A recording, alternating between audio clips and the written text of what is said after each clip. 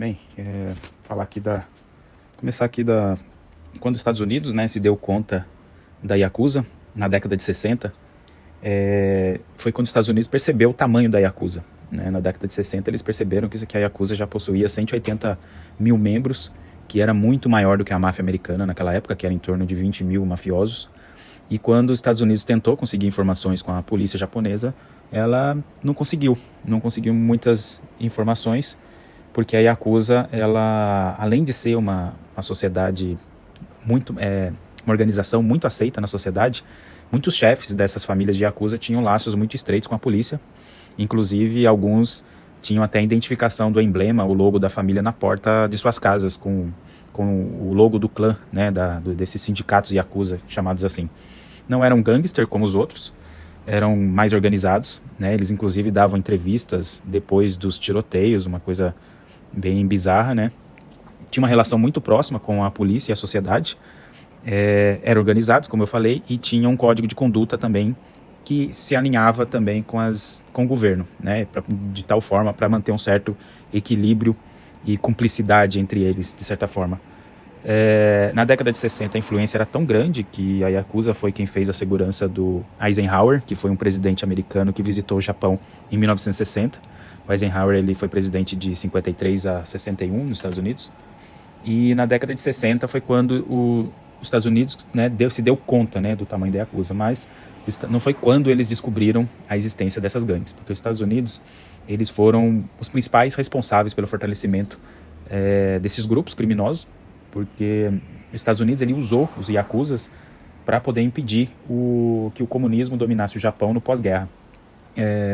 Basicamente a Yakuza desempenhava e desempenha, né, várias atividades criminais, como exploração sexual, extorsão de comerciantes, jogos ilegais. Tem muitos no Japão, esses pachinko, que são tipo uns cassinos de vários jogos lá. Eu, inclusive, ao longo aí vocês vão ver, eu fiz um vídeo meio que escondido em um deles. Praticam tráfico de drogas, pornografia, comércio ilegal de armas, superfaturamento, propina em obras, especulação imobiliária e até manipulação de bolsa de valores. Um golpe muito popular da Yakuza é a compra de identidade de pessoas sem teto ou com dívida. Daí eles usam essa identidade para poder fazer investimento e manipular negócios duvidosos. A Yakuza não fica restrita só no Japão. O maior grupo, que é o Yamaguchi Gumi, que foi fundado em 1915, ele tem membros no Havaí, Califórnia, Coreia e possivelmente até em Taiwan. Não é proibido ser um Yakuza no Japão. Os grupos eles possuem essas sedes e até registro de quem são os integrantes e tal. Mas aí qual é a origem, né? De onde vieram, né, esses grupos, como se formaram? Então tem várias teorias. Uma delas é que eles seriam Kabukimono, que são os descendentes dos Ronins. Os Ronins são os samurais sem mestre na época do período medieval feudal. E então eles seriam descendentes desses samurais que eram mais, digamos assim, rebeldes. E tem uma segunda teoria que eles seriam Makiako, que seriam como se fossem os inimigos desses Ronins. Já é uma segunda versão aí totalmente oposta aos Kabukimono. Então esses Makiako seriam como se fossem os defensores dos oprimidos e esses inimigos dos Ronins, né? E essa segunda versão é a versão que geralmente os Yakuza mais tradicionais gostam de dizer, que são ali defensores dos oprimidos, né? Mas a história principal aí, que tem mais sentido com a origem deles, é que eles teriam começado lá no século XVII. Seria um povo de aldeia, conhecido como Burakumin, e esse povo era muito excluído e discriminado pela população, porque eram vistos como impuros, né? Eles desempenhavam atividades ligadas à morte, e essas atividades é tipo um tabu para o budismo e o shintoísmo, que são as duas maiores religiões do Japão. Então pessoas que desempenhavam atividades como açougueiros, coveiros, carrascos, pessoas que trabalhavam em limpeza em determinados casos, etc. Então era uma discriminação que ia muito além de uma discriminação social, era parte de uma lei de castas hereditárias. Então os filhos dessas pessoas, desde a infância, eles já eram banidos do convívio social, e ali eles eram isolados da comunidade. Então após gerações de isolamento, essas pessoas começaram a se envolver em atividades econômicas que não eram muito bem vistas, mas que eram muito lucrativas, como mercadores viajantes, penhores, apostas, agiotagem, essas coisas. E foi daí que começa mesmo a formação inicial do Yakuza. Então por isso que a gente vê hoje uma relação muito clara, né, entre a discriminação e a marginalidade, ou seja, quando o problema que a gente vê hoje, o fruto do mal, digamos assim, que a gente vê hoje, ele foi plantado lá no passado, quando a população decidiu por ignorar ou discriminar um determinado grupo de pessoas, seja por sua origem, raça, cor, religião, dentre outros, né? E ali é como se fosse a formação de um problema que você está plantando um problema para o futuro. E é o que aconteceu com os Yakuzas, né? Eles acharam o seu jeito, né, para sobreviver, né? Seria um meio de sobrevivência em uma sociedade que os discriminava. E dessa formação saíram 2 grupos que basicamente eram um grupo que vendia bens roubados ou falsificados, que era conhecido como Tequia, e os Bakuto, que eram outro grupo que organizavam jogos de apostas e controlavam essas atividades em determinadas regiões, faziam empréstimos, faziam cobrança de dívida e agiotagem. Então esses 2 grupos perceberam que eles podiam se unir e ter mais força, e aí eles se unem, e daí vem o termo Yakuza, que é um termo pejorativo, e vem de uma relação de um jogo que é conhecido como Oichokabun, e esse jogo você ganha se você fizer 20 pontos, é tipo o 21 ou Blackjack. Então se você tira lá 3 cartas, se você tirar é 19 pontos, tem que fazer 19 pontos. Se você tira 19 pontos, você ganha o jogo, se você tirar mais, você é eliminado. E as 3 cartas, as piores, a mão ruim do jogo é quando você tira o 8, 9 e o 3, que soma 20, e aí te elimina do jogo. E fazendo a relação da numeração com as palavras, né, 8, Ya, 9, Ku, 3A, forma a palavra Yakuza. Então é uma analogia feita com essas cartas de baralho como mão ruim em relação a algo sem valor e sem moral. Então a sociedade deu esse nome para eles, né, por eles serem vistos dessa forma, sem valor, sem moral, e eles não gostavam muito de ser chamados assim, né, mas isso depois virou aí a identidade dessa organização, né. Então eles, depois que os Teki e Bakuto se uniram, eles montaram casas de apostas ilegais e começaram a abrir essas casas em periferias e também em templos abandonados, né, abrindo de forma secreta. E lá eles vendiam bens roubados, falsificados, o que também é crime, só que também é um pouco mais fácil você enganar as autoridades, alegando que esses negócios eram legítimos. E aí eles se aproveitaram disso e foram criando e aumentando a influência deles até que eles conseguiram também alugar barracas durante as feiras populares, né? Daí começa um esquema de extorsão e de forma mais profissional sobre os comerciantes que alugavam esses espaços, né? E aí esses comerciantes precisavam pagar uma taxa extra para esses grupos para poder ter direito ter direito à proteção, né? Geralmente é assim que a máfia começa, né? Com o surgimento dessas gangues começam a aparecer muitos conflitos com as autoridades japonesas. Então, em 1735, o shogun, que era o Tokugawa, ele, para tentar mediar esse conflito entre as gangues, ele ordenou que cada grupo nomeasse um chefe, e esse chefe poderia ter um sobrenome e carregar uma espada. Então, naquela época, a maioria das pessoas nem sobrenome tinha, e se você tivesse um sobrenome já era algo nobre, né? Então ele deu essa ordem, né, para cada grupo nomear um líder, e esse líder seria o Oyabun, que significa pai adotivo. Então, esses grupos, né, já que você pertencia a uma casta de excluídos, o grupo agora seria a sua família, né? O Oyabun seria o pai adotivo dessa família, e você ia ter que dar para essa família lealdade total, uma lealdade que a sociedade nunca teve com essas pessoas, né? Ou seja, uma organização criminosa fez com que as classes mais baixas aí da sociedade fossem reconhecidas pelo governo. E embora essa estrutura de castas tenha sido oficialmente abolida em 1871, até hoje ainda é perceptível um preconceito entre essas pessoas na sociedade japonesa. Existem, por exemplo, listas de famílias burakumin para que as empresas não contratem essas pessoas. Um exemplo mais recente foi do candidato a primeiro-ministro, Hiromu Nonaka, e ele retirou a candidatura dele a primeiro-ministro no Japão depois que um rival estigmatizou a origem dele por ser burakumin. E 60% dos Yakuzas são de origem burakumin, segundo a inteligência do governo japonês. E esses burakumin, que é o buraku também chamados assim, eles são considerados uns párias desde o período feudal.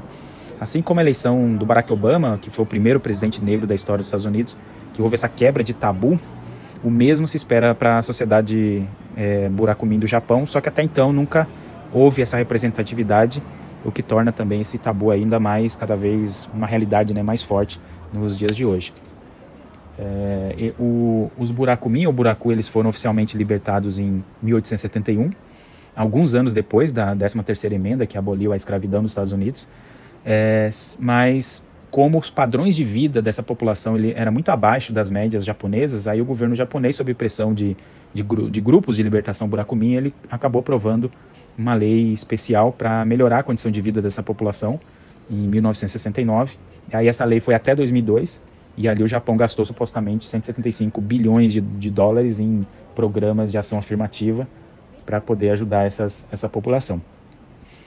A discriminação ela é direcionada principalmente ao bairro onde a pessoa mora, então não dá para você saber que a pessoa é Burakumin, você sabe onde ela mora, então ali você discrimina pela localização. Que são bairros geralmente classificados como bairro Buraku ou bairro Burakumin, e tem até um relato de uma senhora, a senhora Tanaka, que ela disse que quando ela estava no ensino médio, ela foi fazer uma visita na casa de um amigo, né, e os avós desse amigo convidaram para almoçar. Aí ela disse que a atmosfera ali no ambiente era bem agradável no começo, mas depois eles perguntaram onde ela morava, e aí quando ela disse que era de um bairro conhecido como Burakumin, o avô do rapaz colocou os pauzinhos e imediatamente subiu. Então, para vocês verem, né, como é essa discriminação, isso foi recente. Ainda é muito, muito enraizada, principalmente para as pessoas mais tradicionais, né, mais velhas aí. Então, a década de 60, as gerações só se casavam entre Burakumins, só que isso tem mudado. Muitos bairros que acabaram se beneficiando desses programas de incentivo do governo conseguiu melhorar a educação e deu muita oportunidade de emprego. Está vendo agora esses jovens Burakumins aí se mudarem para outras regiões para que não sejam mais confundidos com esses bairros Buraku, né? Então a pessoa vai para outro local e tenta fugir das origens, né? Para não ter essa identificação. E, por outro lado, também Tóquio decidiu não mais designar esses bairros de Burakumin, e isso está ajudando discretamente as famílias e indústrias tradicionais, denominadas desses grupos do Burakumin. Então, com o tempo, vai se tornando mais impossível você discriminar à medida que a memória das pessoas sobre essas áreas de fronteira de bairros Burakumin, que não são Burakumin, se torna cada vez mais difusa. Contudo, ainda existem muitas pessoas que vivem ainda com medo de que as suas raízes sejam descobertas. Uma mulher de 76 anos disse ao The New York Times, por exemplo, que ela também pertencia àqueles que querem se esconder e também estava fugindo. Então, você vê como é triste uma pessoa a essa idade, né, ter essa preocupação de estar sempre se escondendo por conta de sua origem. E aí a política, ela efetivamente empurrou as pessoas com raízes Burakumin para se esconderem. Então agora vamos voltando um pouco para a estrutura Yakuza, né? Temos na estrutura uma hierarquia, onde eu falei o Oyabun, ele está é o chefe, né? Ele é o pai, é o chefe, ele que dá conselhos, ele que protege. E o Kobun, que é a criança ou protegido, que em troca dessa proteção ele deve lealdade absoluta, né? E devoção, muitas vezes fanática, pro Oyabun. E que se torna o Oyabun, é o mestre do Kobun, né? Então o Kobun ele tem que fazer tarefas como limpar a casa do Oyabun, dar recados, tem que ser babá, essas coisas. A Yakuza tem um código de conduta, como eu comentei. Esse código ele diz ali, por exemplo, que você não pode atacar cidadãos inocentes, não pode roubar a esposa do amigo, não pode roubar o clã, não pode usar drogas, tem que respeitar e obedecer o líder do clã, né, que é o Oyabun. Tem que estar disposto a sacrificar a sua vida pelo líder, não pode revelar os segredos do clã para a polícia e não pode matar civis, né? A cerimônia de iniciação ela é cheia de tradição, então sempre que tem um novo integrante, ele passa por um ritual de iniciação. Esse novo integrante ele bebe saquê no copo do Oyabun e eles compartilham apenas um copo. Tem as tatuagens também, que é um símbolo da tradição Yakuza, né, o Irezumi. Elas são feitas no estilo tradicional, com bambu afiado, que é um método bem vagaroso e doloroso. Mas a origem das tatuagens ela não tem nenhuma história muito romântica, ela é mais simples do que parece. As tatuagens são só uma forma de ostentação, uma forma de autoafirmação, para que a pessoa mostre que o Yakuza ele não se importa com o que a sociedade pensa dele e também admite que ele é tipo um pária para a sociedade, mas que ele tem dinheiro para gastar, porque essas tatuagens geralmente são caras, né? Todas elas são caras e muito demoradas para fazer.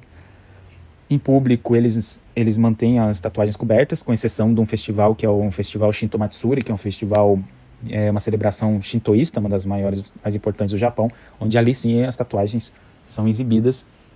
Outro ritual Yakuza muito conhecido é o Yubitsumi, que significa encurtamento do dedo na tradução. Eles decepam, é um ato, né, de decepar um pedaço, uma parte do dedo mindinho, você tira ali uma falange ou duas, dependendo, e aí você entrega esse pedaço pro Oyabun em sinal de lealdade, né? Então, geralmente eles cometem esse ato para pedir perdão por algo errado que eles tenham feito, né? E esse pedaço de dedo é dado ali para o chefe da família, que é o Oyabun. Esse é um ritual samurai lá do século XVIII, século XVII, até antes, pois o samurai, ele, sem um dedo mínimo, ele não consegue manusear com total destreza a espada, e aí a pessoa não tem essa firmeza para segurar a espada, que torna ela cada mais dependente da proteção do grupo. Então essa é a ideia de você mostrar uma certa vulnerabilidade, né, de dependência, e a partir do momento que você faz aquilo, você mostra que você precisa mais da proteção do grupo. Só que nos últimos anos esse tipo de punição ele vem acabando. A punição agora, geralmente essa compensação é feita com dinheiro, porque também você cortar o dedo facilita a identificação pela polícia, né, também de quem é membro, quem não é da Yakuza. Então, e hoje em dia a Yakuza ela tenta ser cada vez mais discreta e está parecendo cada vez mais como as gangues tradicionais, né? A Yakuza já está perdendo um pouco dessa tradição. Bem, falando de atividades criminosas, eles tem algumas, inclusive, que afetam brasileiros, que eles exploram imigrantes em situação irregular no Japão, pesca ilegal. Que mais? Tem uma história muito bacana de uma filha de um gangster, o nome dela é Choco Tendo. Ela escreveu um livro chamado Yakuza Moon, onde ela conta lá, Memórias da Filha de um Gangster, né? Ela conta como que era ser filha de um gangster. Ela diz que aos 6 anos ela viu um dedo ser entregue ao pai. Ela contou que ela era abusada pelos capangas do pai, que o pai permitia abusos pelos membros da gangue, também por pessoas que o pai dela tinha dívidas. Aos 12 anos ela já era usuária de drogas e ficou viciada. Ela diz que foi escrava sexual por 5 anos. Contou que as mulheres são tão desvalorizadas dentro da Yakuza que as esposas e filhas dos membros costumam ser usadas como prostitutas por seus próprios familiares.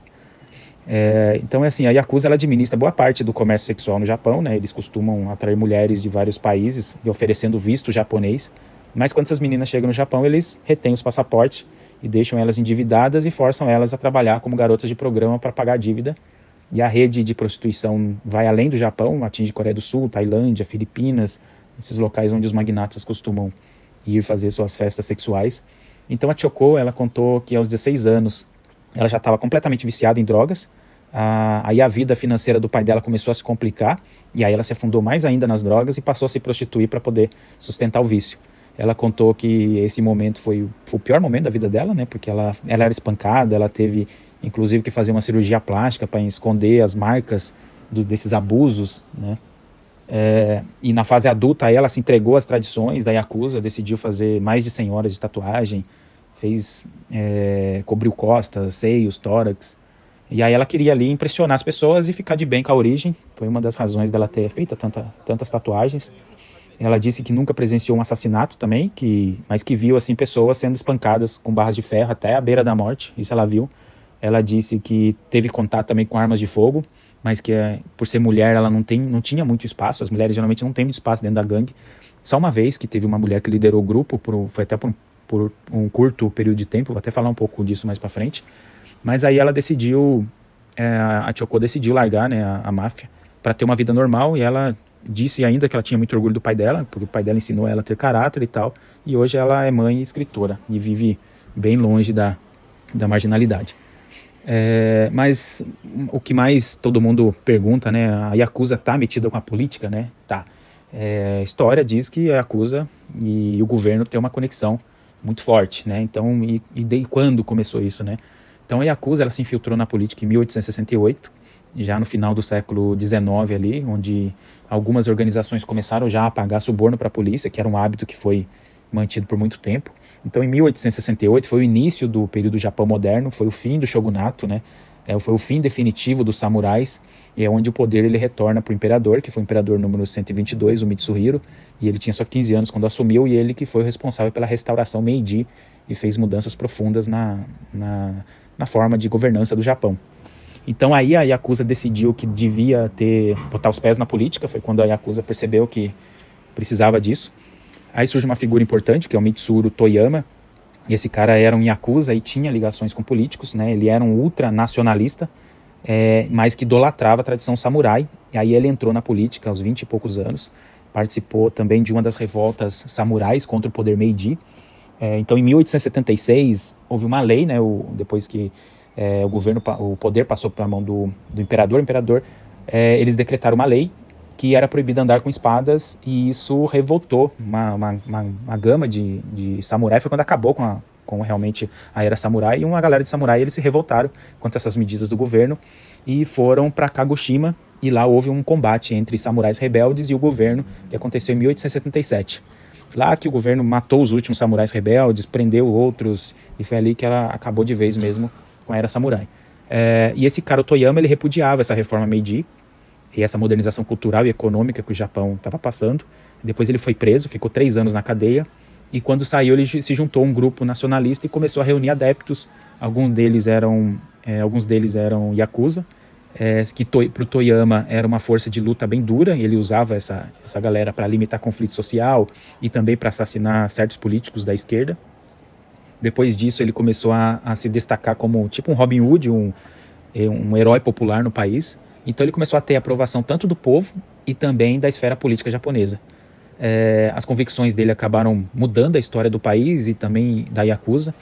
E para melhor entender essa parte desse momento da história do Japão, você tem que, eu recomendo que você vá lá, volte no meu canal aqui, veja um vídeo que eu fiz, que está lá, que é o episódio 4, o nacionalismo japonês e a Segunda Guerra Mundial, onde eu conto como que o Japão embarcou nessa ideia nacionalista, né, quando ele invadiu a Coreia, a China e toda a Ásia, até o ataque de Pearl Harbor, que depois culminou aí na rendição do Japão após as bombas, né, de Hiroshima e Nagasaki.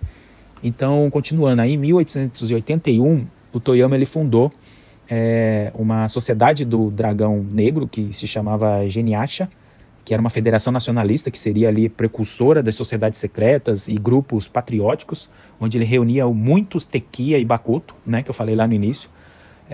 E aí no final do século XIX, esse ultranacionalismo ele já era um reflexo na sociedade japonesa, onde os Yakuzas eles já se misturavam com os políticos. E aí no início do século XX surgiram muitas gangues Yakuza, uma delas que nasceu em Kobe, que foi o Yamaguchi-gumi, se tornou a maior família, que era a maior família Yakuza na época. Na década de 30, eles conseguiram expulsar todos os rivais e chegaram aí ao topo do crime japonês. Então, e essa ascensão desse grupo do Yamaguchi-gumi se deveu principalmente aí ao líder, ao Kazuo Taoka, que foi muito cruel, mas também tinha um senso de organização muito forte. Nas décadas de 30 e 40, ele transformou Yamaguchi-gumi numa poderosa organização criminosa. Já tinham ali em torno de 13 mil membros, dominavam 36 das 47 prefeituras do Japão. Então, assim, era uma influência criminosa impressionante. Mas os japoneses, nessa época, estavam focados muito no ataque a Pearl Harbor, em 1941, e na guerra contra os Estados Unidos, que só terminou em 15 de agosto de 45. E aí, com a rendição do Japão, o Japão foi ocupado pelos americanos, e diante daquele cenário de destruição, os cidadãos japoneses, eles tiveram ajuda da Yakuza, né? O Japão estava destruído, tinha caído 2 bombas, então algumas gangues Yakuzas aproveitaram aquela situação para começar a estabelecer redes de contrabando e mercado negro para distribuição ilegal de alimentos, tabaco e outros bens que eram essenciais. E isso proporcionou aos japoneses, né, acesso a produtos que estavam escassos naquela época, devido àquelas condições do pós-guerra. E, no entanto, essa atividade também envolvia muita corrupção e exploração. Dizem também que a Yakuza chegou a trocar armas por ferramentas para ajudar a reconstruir o país. Então, todas essas atividades aí que eles fizeram, né, permitiu que eles fossem mais aceitos pela sociedade e fossem até bem vistos pela sociedade. E no final da década de 40, as forças americanas deram a entender que queriam eliminar os Yakuzas, que era uma coisa até meio contraditória, já que os americanos que teriam ajudado muito dessas quadrilhas japonesas durante a ocupação, principalmente no fornecimento de arroz para o mercado negro. Só que não há evidências claras, né, na história, uma convenção histórica de que os americanos tenham ajudado diretamente os Yakuzas durante a ocupação, mas que os Estados Unidos ele sim implementou políticas de distribuição de alimentos para aliviar a fome que estava generalizada, e isso indiretamente. E algumas dessas políticas podem, de fato, influenciaram, né, a dinâmica do mercado negro e possibilitou acesso para os Yakuzas.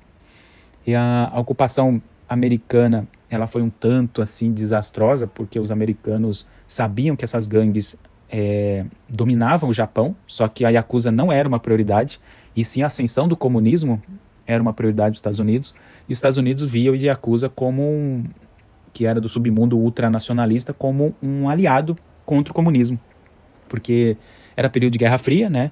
E então aí surgiu uma outra figura importante, que foi o Yoshio Kodama, que era um ultranacionalista japonês, que foi um dos homens mais poderosos do Japão após a Segunda Guerra, e ele que marcou a história da Yakuza. Ele criou alianças entre bandidos e políticos. Em 1933, ele criou um grupo com o objetivo de assassinar certos políticos. Após a Segunda Guerra, ele foi preso em Tóquio como criminoso classe A de guerra. E em 1948, ele foi libertado e recrutado pela CIA quando ele ainda estava na prisão. E aí ele usou toda a fortuna dele para fins políticos. Aí esse cara suprimiu conflitos sociais e expulsou os comunistas do Japão. Ele trabalhava ali de mãos dadas com o serviço secreto da inteligência americana. Então, era notório, desde 1920, ele tinha essa conexão com a extrema-direita e o submundo do crime organizado. Um alto nível de conexão com o Partido Liberal Democrata, que até hoje é o partido que está no governo, né? É um partido que venceu praticamente 90% ou mais das eleições no Japão. E na década de 50, entre 50 e 60, a CIA ela financiou secretamente esses grupos nacionalistas japoneses para poder lutar contra o comunismo na Ásia, e a Yakuza ela se beneficiou indiretamente dessa ajuda. Então a CIA ela deu milhões de dólares para o Partido Liberal Democrata, que é a direita conservadora no Japão, e isso aumentou muito a influência da máfia, mais do que nunca, e ao fim da ocupação foi aí que eles se consolidaram, né? Então a Yakuza ela se beneficiou mais ainda, e conseguiu se desenvolver política e economicamente em todo o país. Então, em 1952, os Estados Unidos ele assinou o Tratado de Paz de São Francisco, que foi quando marcou o fim da ocupação americana, e ali que deu soberania ao povo japonês. Então, na década de 50, foi o auge da Yakuza, foi o período significativo de mudanças no país. O Japão ele recuperava o poder industrial, ele se recuperava também do desastre que havia deixado a Segunda Guerra Mundial. E aí, só que aí em 1968, o Japão ele já era a terceira maior economia global. Os alimentos já eram abundantes, então aquele mercado negro de alimentos que que ajudou muito os Yakuza acabou deixando de ser interessante, acabou enfraquecendo a Yakuza, que lucrava muito. Aí as gangues foram obrigadas aí a buscar outros meios, outros negócios, foi quando eles partiram para prostituição, jogos de azar, entretenimento e tráfico de drogas. Durante a guerra, os soldados japoneses eles usavam metanfetamina para não sentir medo nas batalhas. E o exército alemão também fazia isso, o uso dessas metanfetaminas. Inclusive o Hitler, ao fim da guerra, ele estava viciado em várias substâncias. Esse relato de que os japoneses estavam viciados em drogas e usavam mesmo, até os soldados americanos diziam que os japoneses eles tinham uma postura insana na batalha, não desistiam e muito provavelmente estavam drogados, grande parte deles, principalmente os kamikazes, né, que cometiam aqueles ataques suicidas. Então, com o fim da guerra, o estoque dessa metanfetamina era gigantesco, né? E aí a Yakuza teve acesso a isso e começou a vender metanfetamina por todo o Japão. E isso também permitiu foi aí exatamente o que permitiu que a Yakuza prosperasse consideravelmente. Além disso, no submundo, né, a Yakuza continuava também fazendo extorsão. Então, no final da década de 60, haviam duas grandes famílias Yakuza no Japão, que era a Yamaguchi-gumi, que é de Kobe, liderado pelo Kazuo Taoka, e o Inagawa-kai de Tóquio, que foi fundada por Kakuji Inagawa. No final da década de 50, o Kazuo Taoka ele já tinha 10 mil kobuns, e essas duas famílias, Yamaguchi-gumi e Inagawa-kai, estavam prestes a entrar em guerra, e só que aí em 1972 eles se tornaram aliados. Então o Taoka e o Inagawa se tornaram aliados graças a quem? Ao Yoshio Kodama, que é aquele gangster que eu falei, que foi recrutado pela CIA e que tinha ligações com o Partido Liberal Democrata. Então, esse Yoshio Kodama, ele era um representante político dos maiores sindicatos e Yakuzas do país. Ele tinha os políticos em uma mão e o exército de gangster na outra. Então, foi um dos homens mais poderosos do Japão. No final da década de 70, ele foi acusado de evasão fiscal, porque ele teria recebido suborno e foi ligado a um escândalo de corrupção numa empresa chamada Lockheed, que era uma empresa americana de defesa. E esse caso veio à tona em 1975, então o povo japonês ficou indignado, porque era a mesma empresa que construiu aviões e que matou milhares de japoneses na Segunda Guerra Mundial, milhares de japoneses, né, na Segunda Guerra Mundial. Muitos apoiadores queriam que ele cometesse o harakiri, que é o suicídio, como forma de autopunição, porque ele teria manchado, né, a honra do Japão. Aí ele foi indiciado, julgado, só que ele morreu em 1984, semanas antes do fim do julgamento, quando ele tinha 72 anos. Então esse escândalo ele manchou o nome da Yakuza, e o povo japonês, que até então tinha muita admiração, de certa forma, pela Yakuza e um certo respeito, começou a ver a Yakuza de forma diferente. Só que isso não abalou Yakuza, então o líder da maior família do Yamaguchi-gumi, que era o Kazutaoka, ele era muito discreto e ele agia nas sombras, né? Então isso não mais importava para ele. Aí em 1978 ele estava numa boate em Kyoto, quando um jovem descarregou um 38 nele, depois fugiu. Aí ele conseguiu sobreviver, eles levaram rapidamente ele para o hospital e por um milagre ele sobreviveu. E esse jovem que descarregou um 38 era um membro de um outro clã rival, era o Matsuda Gumi. E aí eles caçaram esse rapaz, encontraram e mataram ele brutalmente perto de Kobe. E ali estourou uma guerra entre essas duas famílias, né? O Matsuda Gumi e o Yamaguchi Gumi entraram em guerra. Foi nesse período eles se enfrentavam em plena luz do dia. Nem mesmo a polícia era capaz de parar os tiroteios. Foi a época que eles davam as entrevistas, tudo. E aí em 1981 o Taoka morreu. Ele já tinha perdido ali a mão da família. A família já estava enfrentando também muitas disputas internas pelo poder. Não à toa, né? Porque só naquela época o Yamaguchi Gumi movimentava 460 milhões de dólares por ano. E no enterro desse cara vieram vários líderes e Yakuza do país inteiro e empresários poderosos do Japão que foram ao funeral. Ele recebeu flores de todo o país, para você perceber aí como era como se fosse uma celebridade, era uma pessoa muito influente no país. E nesse período foi o período quando a esposa dele, a Fumiko Taoka, que assumiu as rédeas da família do Yamaguchi Gumi, e foi a primeira vez que uma mulher assumiu o poder na Yakuza. Ela comandou até 84, de 81 a 84, e nesse período a organização ela tinha ali em torno de 12 mil Yakuzas. Então naquela época haviam 3 grandes famílias que mandavam no Japão, nessa década de 80, que é o Yamaguchi Gumi de Kobe, o Inagawa Kai de Tóquio e uma outra que chamava Sumiyoshi Kai. Esse Sumiyoshi Kai, ele era um sindicato que não tinha o Yabun, funcionava de uma maneira diferente, onde tinham vários líderes e com poderes iguais entre eles, e os membros das gangues eles tinham mais autonomia, então era um sistema que também funcionava diferente, mas que dava certo, porque eles arrecadavam em torno de 276 milhões de dólares por ano. E a polícia, né? Onde que a polícia entra, né? Então a polícia ela cooperava com a máfia, tinha uma corrupção generalizada e institucionalizada. A polícia ela fazia batidas e prisões, e na maioria das vezes os bandidos eram soltos por falta de provas, porque a polícia avisava, né? As gangues eram avisadas antes, dava tempo de fugir, esconder os elementos que poderiam incriminá-los e tal. E aí os Yakuza também retribuíam o favor que a polícia dava, eles deixavam armas para que a polícia apreendesse algumas drogas. E então, por outro lado, então havia um certo... Era combinada a coisa, né? Por outro lado, os Yakuza eles respeitavam muito a polícia, né? Eles entendiam qual era o dever da polícia e entendiam o dever deles também de cumprir as leis. Então, quando havia um assassinato, por exemplo, o Yakuza, que era culpado, ele ia na delegacia mais próxima e se entregava, fazia a confissão completa lá. Então, para a polícia também era muito cômodo. Então, cada crime que acontecia era fácil de se resolver. A Yakuza mesmo fazia questão de resolver. Então, havia ali uma cumplicidade entre a polícia e a Yakuza.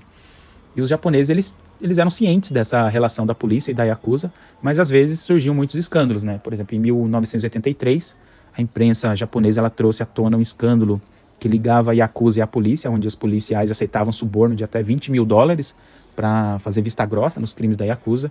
E isso não caiu bem, né? E para poder salvar a imagem, as autoridades demitiram 124 policiais. E então, no final da década de 80, de 86 a 90, o mercado imobiliário e as ações no Japão dispararam. A bolsa de Tóquio ela superava dos Estados Unidos, chegou a representar ali 40% de toda a riqueza mundial. E aí os Yakuzas mergulharam de vez no mercado imobiliário, especialmente na indústria de construção e entretenimento. E ali eles tiveram lucros enormes, né? Uma velocidade estarrecedora. Muitas gangues capitalizaram com esse mercado imobiliário. E somado a tudo isso, a renda ilegal também estava aumentando, como jogos, prostituição, tráfico de drogas, etc. Ou seja, lucraram muito dos dois lados. Surgiu um líder, que é o Susumu Ishii. Esse cara foi o novo líder do Inagawa Kai, de Tóquio, que sucedeu o Inagawa. Esse cara, ele se tornou um dos bandidos mais ricos do Japão. Em 1988, a fortuna dele era mais do que 1,6 bilhões de dólares. Ele investiu em imóveis e empresas no Japão e também no exterior, bem no período da bolha imobiliária. Ele tinha 7.500 homens que também estavam engajados no tráfico de drogas, extorsão, jogos de azar e uma centena de outras atividades. Mas quando a bolha estourou, ali no início da década de 90, o império dele desmoronou, aí a saúde dele também se deteriorou, e aí em outubro de 1990 ele se aposentou e um ano depois ele morreu. Aí com a crise, a renda da Yakuza caiu drasticamente.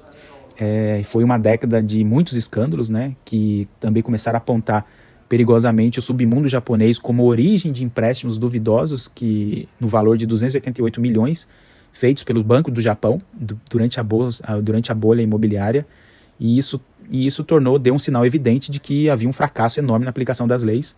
Então, em 1992, o governo ele aprovou uma lei anti-gangues, e essa foi a primeira lei, a primeira vez, né, onde o Japão ele designou a Yakuza como sendo um mal social. E a partir daí que o Japão começou a tomar medidas judiciais, né, para poder conter os Yakuzas. E inclusive os Yakuzas fizeram manifestações contra essa lei, né, entraram com as diversas ações judiciais. Segundo a polícia, centenas de grupos foram dissolvidos e isso acabou enfraquecendo a máfia, mas que a maioria acabou permanecendo mesmo ilegalmente no submundo. E em 1994, haviam aproximadamente 80 mil Yakuzas, metade destes associados, e disso a Yakuza decidiu que ela ia encerrar de vez a cooperação com a sociedade e começou a explorar negócio no exterior, jogos, etc. E decidiram que também era necessário explorar outros mercados. Então, na década de 90, a Yakuza embarcou no tráfico internacional de mulheres em toda a Ásia, prometendo emprego e dinheiro, promessas falsas, né? As mulheres eram drogadas e forçadas a se prostituírem nos bordéis japoneses. Além disso, eles expandiram o tráfico de drogas para além da metanfetamina. Agora eles também traficavam heroína e cocaína. Inclusive o cartel de Cali, né, um enorme cartel na Colômbia, ele fez contato com o Yamaguchi Gumi e juntos eles conspiraram para levar toneladas de cocaína para o Japão. Os colombianos eles tinham até já pontos de distribuição em todo o Japão, em Osaka, Kobe, Tóquio, Yokohama, só que aí ficou só na ameaça. Os colombianos nunca deram seguimento ao plano e isso não teve uma explicação do porquê que eles pararam, mas por um pouco aí eles não fizeram essa parceria com os colombianos. Então, fizeram também um acordo com a máfia russa, né, que era formada por ex-agentes da KGB. Então, era uma colaboração que permitiu a venda de carros roubados do Japão e bens de consumo do Japão para a Rússia e vice-versa, da Rússia mandando armas e mulheres russas para o Japão. A Yakuza também já vinha há muito tempo também de olho no mercado americano. Os gangsters japoneses, eles já começaram a aparecer nas praias do Havaí e nos Estados Unidos desde a década de 60. Tinham bases em Los Angeles, São Francisco, Nova York, e fizeram acordo também com a máfia americana. Então, no final dos anos 90, já estava em vários países, que ali acabou permitindo a Yakuza se desenvolver consideravelmente. Nos anos 2000, nós temos a Yakuza chamada como Yakuza moderna, ou nova Yakuza, que é uma Yakuza mais violenta, menos obediente, mais interessada em lucros do que as antigas tradições. Tudo por conta dessa mudança de gerações e essa perda cultural, né? Então, assim, perdeu o peso da tradição para se parecer mais com uma gangue comum, né? Os valores daquela tradição foram se perdendo. Então, no século XXI, a Yakuza ela passou a pensar e a agir por si mesmo, não mais pela gangue ou como um todo, né? Então, assim, uma mudança grande na face do crime organizado, né? Principalmente depois da aposentadoria dos líderes antigos, que aí teve, com a saída deles, né? Com a morte ou a aposentadoria deles, os mais jovens ascenderam ao poder, e isso acabou alternando todo esse cenário, que o único objetivo passou a ser obter lucro, obter sucesso, né? Dessas gangues, e se tornou cada vez menos suscetíveis à lealdade, e hoje, por exemplo, é comum um membro entregar seu chefe, algo que era impensável antes. Então hoje existem em torno aí de 22 grupos, né, clãs no Japão, com aproximadamente 40 mil membros. Então o Japão ainda tem uma presença muito forte da Yakuza, né? Já disseram, a Yakuza vai desaparecer, mas a Yakuza ela não vai desaparecer, ela está mudando, ela está se fundindo como as outras gangues e fazendo parcerias e crescendo, eu acho que ainda mais, né?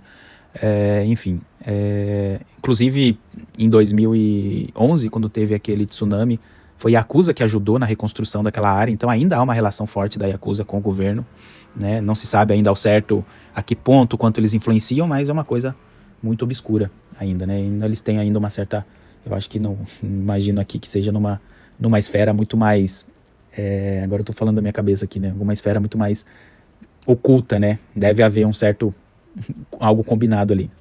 Bem, é isso, espero que tenham gostado. Então, tamo junto, deixe seu like e até o próximo vídeo.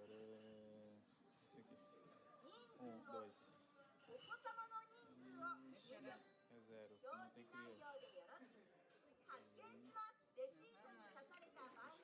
Vazamos. 31. Tomara que dê certo.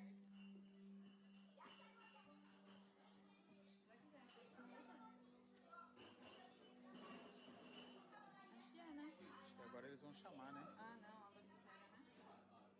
Aqui é os números que eles É o chamaram. número da mesa. Ah, é o número da mesa? Aqui, ó. Ah, então é só a gente ir pra mesa.